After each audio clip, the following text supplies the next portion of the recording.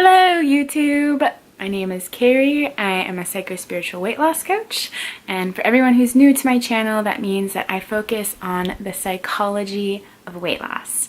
Today I am talking about something very important. I am talking about exactly what happens when you give up dieting. Last month I got a lot of new clients who were interested in learning more about the psychology of weight loss and sort of getting over their food issues. And a common theme that I noticed is that they all knew that they should stop dieting because they were familiar with my content and they knew that I am a strong anti-dieting advocate. I believe that dieting is what keeps you stuck and not dieting is what's going to free you from obsessive behavior around food. I will link to an important article on why dieting is keeping your weight stuck, and then I will link to another video on how to give up dieting successfully, because it's very important that you know how to give up dieting. This video is going to focus on what happens after you make the leap of faith. Now, all of my clients knew that they should stop dieting, and some of them tried it, but they all couldn't quite commit because it's scary. It is fucking terrifying. Giving up dieting when you are a compulsive dieter is scary because you're taking away the safety net. You're taking away the numbing mechanism. Life gets really hard when you give up dieting, but it is very, very, very rewarding. So I wanted to make this video to help guide you through the process. So overall, there are 5 stages that everyone goes through when they decide to stop dieting. And spoiler alert, the 5th stage is food sanity and natural weight loss. When you stop dieting, you untangle all of the neuroses around food and you're able to have a normal relationship with food. And you stop thinking about it so much. And in that space, you allow weight loss to happen naturally. So we're going to go through these one by one. Stage 1 is the freak out. Everyone freaks out because as soon as you let go of the rules you've created around food, diet mentality sets in and you freak the fuck out. Like, that's just what happens. And you have to recognize that this is simply fear and you need to do it anyway. A lot of familiar mental loops are probably going to play, like, what if this doesn't work? No, I have to count calories anyway. I'll eat whatever I want, but I'm just going to count calories anyway, otherwise I'll go too overboard. Or most likely you will create a fallback. You'll say, oh, if this doesn't work, I'm going to try that juice cleanse again. Or I'm going to hop on that other diet if this doesn't work. Recognize diet mentality and put it aside and give this a good solid shot. My best tip for surviving stage 1, the freak out, is to immerse yourself in my intuitive eating guidelines, which I will link to that down below as well. To put it very shortly, the intuitive eating guidelines are to eat exactly what appeals to you, stop when you're full, and feel your feelings when you want to eat when you're not hungry, right? That's one of the bedrocks of my psycho-spiritual approach to weight loss, is that the reason why we want to eat when we're not hungry is because there is a feeling, an uncomfortable feeling that we don't want to feel. And this is the time where you have to develop that skill of feeling your feelings. I know it sounds weird. This is very important. And the reason why this works is because it's kind of like reverse psychology. When you allow yourself to have anything you want, when you let go of the restrictions and you give yourself complete permission to have whatever you want, all of a sudden those foods lose their appeal and then you get closer and closer to food sanity. Stage 2 is when short-term binges occur. Stay with me. I know that the idea of binges sounds really scary, really unappealing, and it is the opposite of what you're here for. I know. Trust me, I know. This is the stage where a lot of people give up because they see themselves binge and it freaks them out and they want to retreat to the safety of dieting. The reason why binges occur when you give up dieting is because you're rebelling against years, likely years, of deprivation. You've had all these rules and restrictions around food for so long that, of course, like, your body and your mind and your subconscious mind are just gonna rebel and binge on your old forbidden foods, the foods you wouldn't let yourself have. For some people, it could be chocolate, sweets, carbs, whatever it is that you didn't let yourself have before is what you're gonna experience some binges with during this phase. Now, my tips to get through stage 2 is to practice the stop, drop, and feel method and really follow the intuitive eating guidelines. Now, the stop, drop, and feel method, I will link that down below. I know there's a lot of content here, and that's why this video is so important. But anyways, the stop, drop, and feel method is my method to end binge eating, where when you find yourself in the middle of a binge, you stop, drop into your body, and ask yourself what you're feeling. And there's always an uncomfortable feeling there waiting for you, and all it needs is to be felt.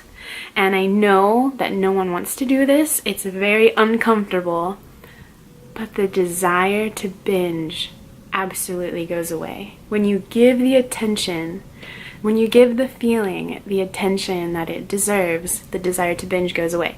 So when you use these tools, it will make this phase a lot shorter, and it will help you get through it with as little binges as possible. Please don't freak out. Know that this is a stage that everyone goes through, and if you find yourself binging on forbidden foods when you're trying to stop dieting, know that it's normal. Remind yourself constantly, this is normal, this is supposed to happen, and I will get through it. And if you continue to freak out, I want you to respond to any one of my newsletters. You can sign up to my newsletter below. Respond to any of my newsletters, and I will coach you through it. I got you. Relax. Okay, and stage 3 is the last, like, negative stage, right? Through this whole thing, you kind of go into the darkness, and then you come out on the other side. So stage 3, we're still going into the darkness, but it is almost over. Stage 3 is when the life seems to get worse in non-food related areas. So when you stop dieting and you stop numbing with food, all the gunky stuff comes up. When I gave up dieting, I literally thought that I was just going through like a particularly rough patch in my life, and then I realized that I was just feeling what was always there. I was just finally allowing myself to feel the feelings that have always been there. I wasn't numbing with food anymore. And so when you give up dieting, you will likely go through a phase where life seems to be a lot worse than it was before. And again, this is going to make you want to retreat back to the safety of dieting and back to binging and back to overeating in order to numb these feelings. But feeling these feelings is what is going to set you free. For example, when one of my friends recently decided to give up dieting, she kind of started having a freak out about her age. All of a sudden, it became a really big problem to her, and she was having a lot of body image issues. But what was happening is that because she gave up dieting, all of a sudden those feelings that were always there came bubbling to the surface. And now she finally had to start dealing with them. And best of all is that she stuck with it. She continued to not diet and continued to practice the stop, drop, and feel method. And after a few weeks, all of a sudden she didn't have an issue with her age anymore.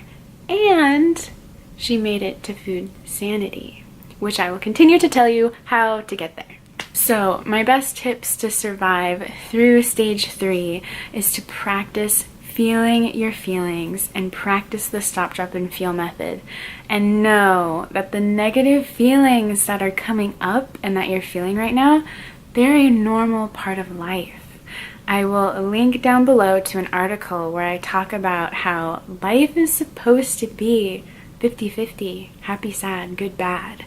But we live in a society that sells us this image That life is supposed to be 90% happy and sunshine all the time. And then when life isn't 90% happy and sunshine all the time, we numb. We numb with food. We do things to create that happiness for ourselves, but it's not sustainable.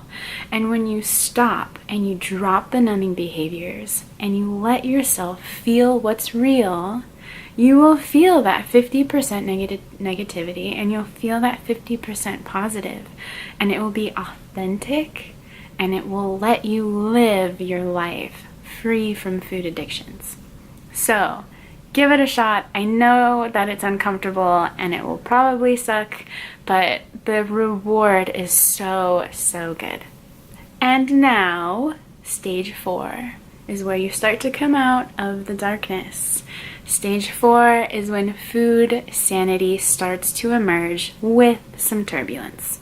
In this stage, you've started to develop self-trust because you are honoring your body, you're listening to your hunger, you're eating when you're hungry, you're eating exactly what appeals to you. And so you've developed self-trust. And because you're done with the binging phase, you can have your trigger foods around and they don't trigger you anymore. I'll never forget the day that one of my old friends came into my hotel room and she saw this bag of brownies that I bought, and I had only eaten 2 bites out of one of the brownies in this bag of brownies. And she goes, "Oh my God, you only had a bite." And I was like, yeah, that was all I wanted. And so that is what is waiting for you on the other side of this, is when you unwind all of the patterned behavior around food, you find food sanity and moderation becomes easy. 2 tips to keep going through this phase and find food sanity is to continue to feel your feelings and practice the stop, drop, and feel method. I know I've said it a lot in this video, but those 2 practices are your bread and butter. They are what's going to get you through this incredibly difficult process. And stage 5 is when you become a goddamn phoenix.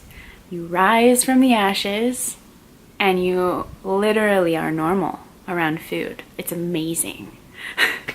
You no longer have disordered eating. You can go to any social gathering and be around any kind of food and not go on a binge. And it's not even that you think about food differently, it's that you don't even think about food at all. When you think about food when you're hungry, when you're not hungry, food does not consume every thought throughout your day. And it's not that you don't think about food when you're not hungry, ever, but overall, the majority of the time, you are normal around food. No one is perfect. Even people who have made it to stage 5 have their days where they had a bad day and so they numb with ice cream. Like, that's normal too. And so the goal is not to become perfect, but the goal is to free yourself from the cage that dieting is. There's so much goodness waiting for you on the other side of dieting. It is a gift and a blessing that you need to give to yourself. And I know that it's tough. It is literally the hardest thing I had ever done in my entire life. And it is the most rewarding thing I've ever done as well. So if this video resonated with you, please give it a thumbs up. And check out all the goodies I have linked for you down below. This was a huge video, so I hope that you take advantage of all my resources. My name is Carrie, I'm a psycho-spiritual weight loss coach, and I am signing off.